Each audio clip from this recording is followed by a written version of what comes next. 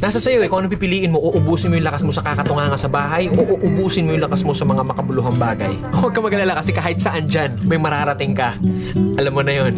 Hindi, ganito kasi yan. Dahil lang alam mong matagal at mapapagod ka, hindi ka natutuloy. Tsong wala kang mararating kung hindi mo pipihitin yung susi sa loob ng ulo mo. Gaano man kataas ang pangarap mo sa buhay, huwag kang matatakot sa pagod at sakripisyo dahil parte yun eh. Hindi ka makakakain ng kanin kung hindi mo sasaingin. Hindi ka makakakain ng ulam kung hindi mo lulutuin. Lahat ng bagay kailangan kilusan mo muna sa umpisa. Hindi tatakbo ang sasakyan kung hindi mo sususian. Kung hindi mo lalagyan ng gasolina, hindi yun tatakbo sa kung saan mo siyang direksyon dapat dalhin.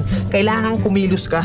Kailangan ng lakas mo para marating mo kung ano yung gusto mong marating sa buhay. Kasi kung hihiga ka lang dyan, wala mangyayari talaga sa'yo. Hindi po pwede na inaasal natin lahat sa Diyos na parang nasa Diyos, Diyos. Lagi kong idadasal sa Diyos. Hindi po pwede yun. Sabi nga nila, di ba, nasa Diyos ang awa, nasa tao ang gawa. So depende yan sa'yo kung ano yung gusto mong kilos. Sabi nga, work smart, not hard. Hard work nga yung ginagawa mo, pero sablay naman yung mga diskarte mo. Wala rin mangyayari, di ba? Smart move yung ginagawa mo, pero swabe lahat. Kailangan mo lang talaga gamitin ng tamang isip at tamang puso sa lahat ng bagay. Ang pangarap, para kang nagtatanim ng puno. Kung malaki pangarap mo, malaking puno yung kailangan mong itanim. Hindi naman pwede maghukay ka ng mababaw lang. Hindi naman pwedeng konting tubig lang yung ididilig mo dyan. Kung gusto mo ng malaking puno, malaking trabaho ang kapalit nun. At nasa sayo yun. Then pag nagbunga na yun, hindi po pwede na hayaan mo na lang bumunga yan dyan. Hindi, kailangan pa rin ng maintenance. Ganon din sa atin. Kung ano yung marating natin, nandoon na